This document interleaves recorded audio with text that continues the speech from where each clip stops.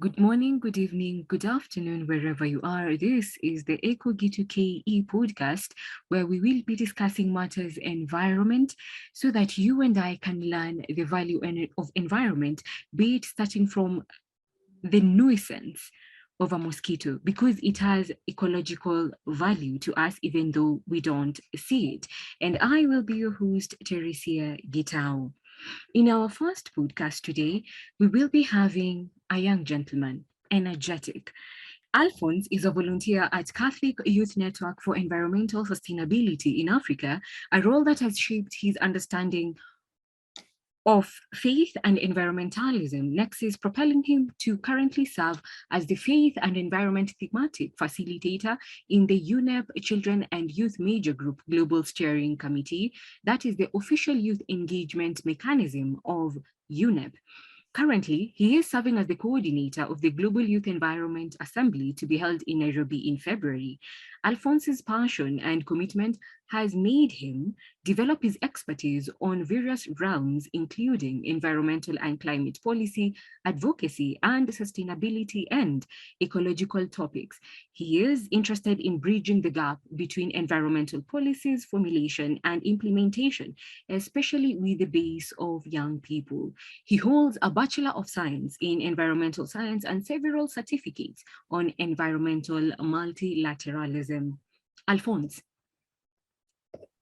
Thank hi, you for having me, Tricia. how are you?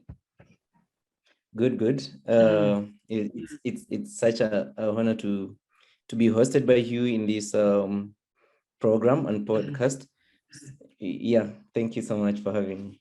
You're welcome. And just to start us off, looking at what the description that you have, I can say that is amazing. The work that you're doing, trying to combine matters, environment, and faith, it is commendable. And I would like to say congratulations for the much that you have achieved until this age. When you look at as youths, the things that you have in environment, and basically when you just look around, we find that youths know environment to be, that is in Kenya. We know that environment is just planting of trees and collecting of waste. That is plastics. And just to ask you, what is environment in your understanding? Sure. What I like saying is that we don't want to use very complicated terms to define something that is known to everyone, Mhm. because for some people, environment means, well, to everyone, so to say, environment means everything. Mhm. Um, you can say that environment is all that is there within your surrounding. That could be a simple definition for some, Mhm. but to me, I would say environment is more than that. It's a linchpin on which every life form depends to live on this planet. So we have to live well with the environment if us as human beings have to live as well. Ah, and looking at that, just trying to connect with what you had mentioned as I was reading in your description, is that we know that you are working towards the global youth that is the global youth assembly, that conference that is going to occur in February of 2022, and you see that there's going to be UNEA, that is UNEA 5.2. And I'm wondering, what is UNEA in simplified terms? Because you've explained what environment is. We know that it is everything that surrounds us. But we have the United Nations, and there's something that is UNEA 5.2. What is it?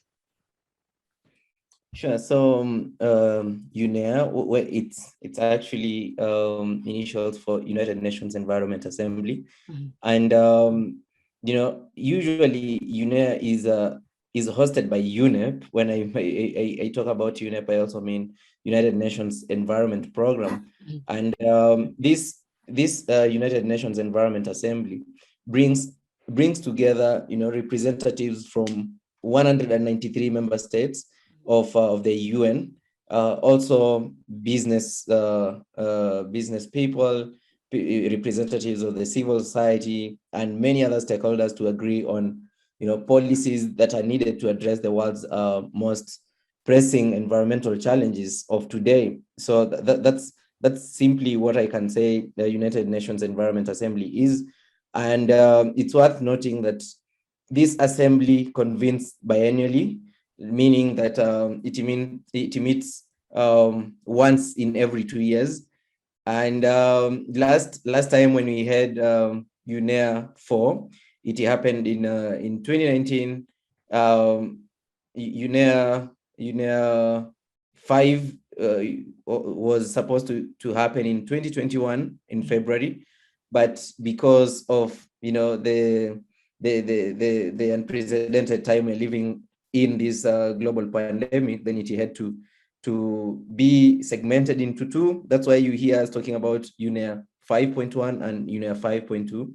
So UNEA 5.1 was purely held on a virtual platform, and this UNEA 5.2 now will bring in people here physically in Nairobi, and also it will be hybrid in nature. Some people will also be able to follow virtually.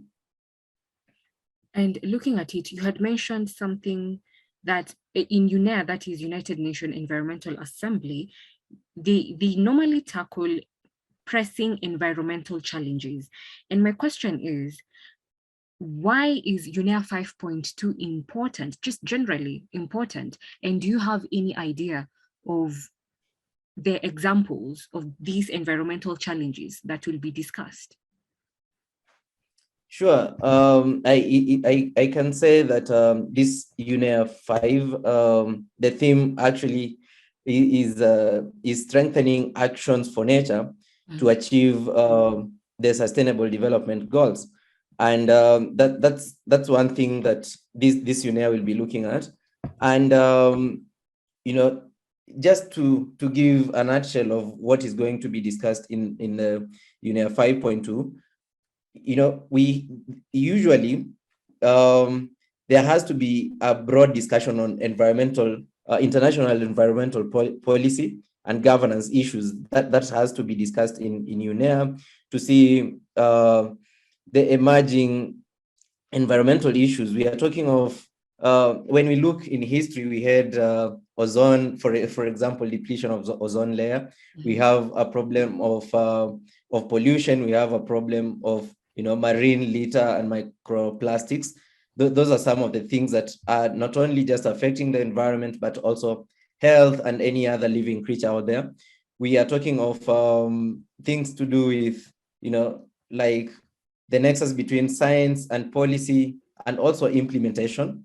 So things also have to be discussed here include commemoration of the 50th anniversary of UNEP, because this year 2022 we are marking like 50 years since we had the United Nations Conference on Human Environment that happened in Stockholm in 1972. So there will be like a high-level commemoration of the creation of UNEP during this UNEA, including other, administrative and budgetary issues. Those are just in a nutshell to point out some of the things that are expected to happen during UNEA 5.2. As I listen to you and the way you're saying there's going to be commemoration of the 50 years of existence of UNEP, I'm just trying to imagine its importance, the amount of festivities that is going to be there, just looking back at where it started. And I'm trying to imagine of the youth, our youth, and especially our youth in Kenya. My question is, why is it important to the youth? And secondly, and most especially, why should a Kenyan youth be interested? That is one of the things that I would really want to know. Why? It's quite exciting to first of all go where it all started, because when we look back 50 years ago, well, if we are calling ourselves youths, we were not there at that time. And that time actually, before then, people were not seeing environmental challenges as something really pressing. But we are reminded of an occurrence in America around 1969 thereabout, where there is this river that was highly polluted, going through Cleveland, somewhere in United States of America, and people had to come together and demonstrate against the widespread pollution of that river and the other places that were highly polluted. And it brought together a movement of environmentalism. And then let that aside, we also see what happened in Europe, Southern Europe specifically. There was issues of sulfur and nitrogen oxide as well, and these were coming from the industrial pollution, and contributing to acid rains and such issues. People were getting sick, and then they were trying to think, okay, what can we do? So that's where it all began, and it became a concern of world leaders. They met in Stockholm in 1972. There is this president of India those days, actually Prime Minister of India those days, is a lady who was called Indira Gandhi. And I just remember reading somewhere her speech during those times, when she was saying, well, the environmental challenges as they are confronting the world, they are going to affect everyone. And that was 50 years ago, you can remember. Now it is evident, it's a reality we are living with, and affecting the youth disproportionately.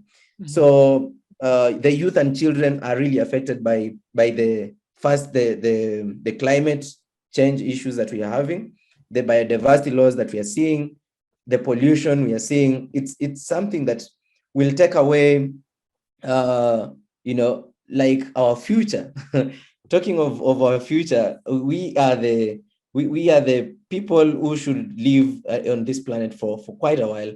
So if everything is getting polluted, everything is being taken away, then our future is constantly becoming uncertain. So I can say it is very important to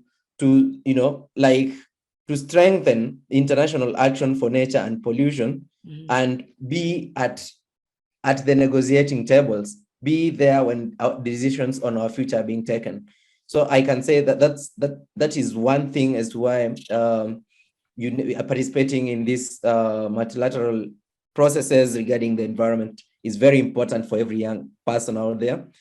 And we are seeing also the world is grappling with this planetary crisis I just mentioned, including also the COVID-19 that has got connection with the interaction of human and nature, you see? Yes. So all these things have really disproportionately affected young people.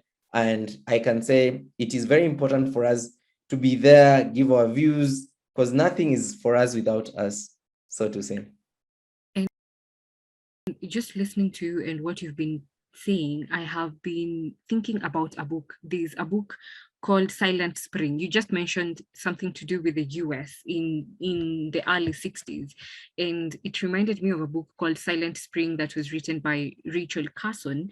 And she was not complaining, but she was writing to document the adverse environmental effects that was caused by the use of pesticides during that time. And it is a book that basically, I don't know whether you've read it, and I'd encourage all our dear listeners to get a copy online. You can get it and try to read it, because it explains far and wide on the environmental effects that are caused by pesticides and some of the chemical industries that we might be using also in the country. You've mentioned as youths, we're supposed to be in the negotiating table, because many a times the effects are affecting us, and we're the people, we say we're the leaders of tomorrow. Currently, we're the leaders of today and tomorrow, and climate is a debt to the future generation. Now, my question to you would be, because what you're experiencing right now, it's affecting us as youths. And we know that environment, climate change, it is a debt to our future generation. How do we as youths get involved in such matters? Sure. I can tell you, Tess, that for sure it's quite appalling to see what what us as young people have to go through, especially from regions that are hardly hit and are living the reality of climate change. We've seen the insurgents that is there in Sahel, even here in Kenya. We should just accept that the young people are constantly becoming, like the target population for terror groups to recruit, so to say, because you know what, people don't. The rainfall patterns, for instance, have become very, very much uncertain. There are limited employment opportunities. We can't get green jobs for ourselves, for instance, quite easily, Yes. and all that. But I can say there are a lot of green jobs out there in trying to move the needle within our climate, within our biodiversity, because what is happening right now is quite appalling to see, migration of young people, risky migration, so to say, and a lot of other issues. We can't give the whole list here in this few minutes talk, but what we can do as young people is to ensure that we present our views in the tables where they are supposed to be. I'm excited that you brought in the concept of the book of Rachel Carson, and this is one of the inspirational books that has been, that founded even the environmental movement. So in our generation, we are living many, many years after this book was written, but whatever was being like projected those times is happening in our era. Meaning in 50 years time, for instance, if we are to celebrate UNEP at 100, we should ask ourselves, will we be having the planet in the first place? Will we have done a lot of damage? Will we have tried much as we can to reverse what has been done in those 50 years ago, or we will continue worsening the situation? It's a very big burden that we have. And as I say every other time, is that we are the first generation to live the reality of the climate change and the last one to do something about it. If we don't get up and fight, then this means we will be doing a lot of disservice to the planet and to any future generation that may be coming along. As I listen to you, I think, well, it can be something daunting because to a youth, to a fellow youth, because not many of the youths know about environment. And as I said, here in Kenya, the only thing we know about about environment rather is collecting of waste and planting of trees. But now I think we need help also from the government. That is my opinion. In my opinion, I think we need help from the government. And I'm wondering, what is the Kenyan government in specific does on matters environment and implementation? And also I'm wondering, how can we as youths follow up? I think Kenyan government is, so to say, is one country that has got very, very progressive constitution regarding the environment. Because in Kenyan constitution, it's a civil obligation for people to take care of the environment, and it's something that we should see it being implemented in its fullness. And for us young people, what we want to do is to create a movement. We want to create a movement of young people who are really understanding that we have to take care of the environment if it has to take care of us. We have to ensure that we be at the forefront of only the collection of waste. Or this is super good, because what we want to create is lifestyle change. We just don't want to keep promoting consumerism, we should be the people who are at the forefront of pushing these lifestyle changes. But also, it is very, very important for us to have a government that works, to have governments that work. That's why for young people, things that they consider very simple are very important. Things like going to vote. That vote that you have is quite a significant tool if you have to be an agent of change. And after voting, then we've given someone job. Why should we just stay back and say, well, um, it is a norm for us to be disappointed by government, so let's wait for their term to end and we do another thing? No, as young people, we should form a movement, just as Rachel Carson and others did in around 1969, 1970. There was a big demonstration that brought together like almost 20 million Americans those days. And from there, we saw a creation of Environmental Protection Agency in America, and we as young people, we have a voice. It's only that at times we don't want to use it appropriately. So I would tell young people out there, let's first ensure that our actions conform to our talk in terms of ensuring that we protect our environment.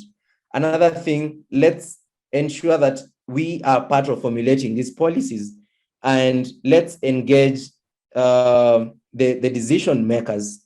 Let's not wait for people to make decisions about us without us. That should end.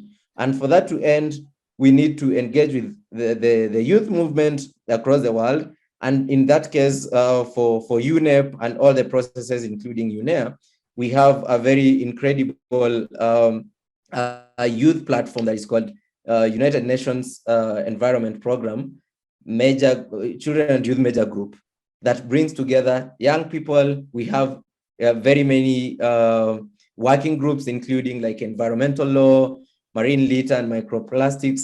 We have we also talk about issues to do with peacekeeping and such.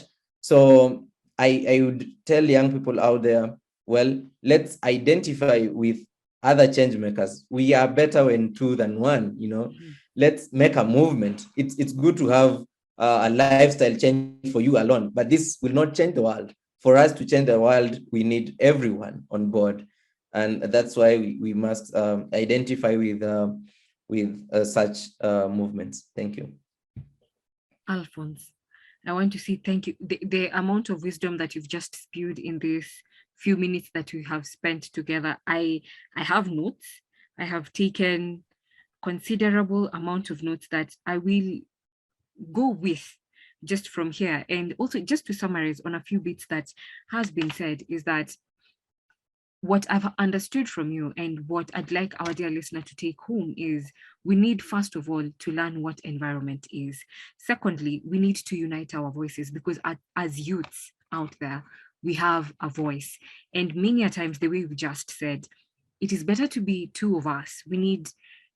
It's better to be two of us because when we amplify our voices, when you speak out, we'll be able to be heard. So I will be here to encourage youths out there to join movements that are taking part in matters environment, because we cannot expect the government to do everything for us. It is also our responsibility to take care of our environment. That is number one. And also number two, to ensure where there is negotiations on matters environment, as youths, we need to be there. And for us to be there, as I said, we need to learn on what environment is. We need to join these organizations. And also I'd recommend to just the book that you've just mentioned on that was written by Rachel Carson on Silent Springs, to go and to read, because knowledge is power. And without that knowledge, we will not be able to know what environment is and what we need to take care of. Well, just in summary, Alphonse, kindly, in a nutshell, 2 minutes, your parting words, and also let us know how we can find you. Thank you so much, Tess. I think I can say that we young people have a lot of energy, have a lot of power, and when the youth speak, they tend to be listened to. And when you're doing something, you should know that someone else may be watching, and that can be, like the turning point of your life. So what I want to say is that we are having the Global Youth Environment Assembly in 2 weeks' time from now, so to say. And please follow the UNEP Major Group for Youth and Children. We are there. If you just Google UNEP Children and Youth Major Group, you'll be able to find us on our website. And also, you can follow us on Twitter, on Instagram, on Facebook. And personally, you can also follow me on Twitter at Muia Alphonse. I think in LinkedIn as well, in Facebook, Alphonse Munyao. And let's keep connecting. Let's make the best out of our Global Youth Environment Assembly that is hosted here in Nairobi in hybrid format. We hope that you join us in. Bring your wisdom, your perspectives in all the thematic discussions that we'll be having, and also join hands with every other young person out there trying to make the change and put along a livable world. Thank you. Thank you so much, Alphonse, and thank you for agreeing to do this with me, and also for sparing your time. I know it has been crazy for you just to give me this time. I can't thank you enough. Alphonse Muia, I want to say thank you so much for your time. Thank you so much, Tess. Thank you so much. And this brings us to the end of our first episode of Echo G2KE podcast. I have been your host, Teresia Gitao. Have yourself a blessed evening, afternoon, and morning wherever you are tuning in. Until next time, goodbye.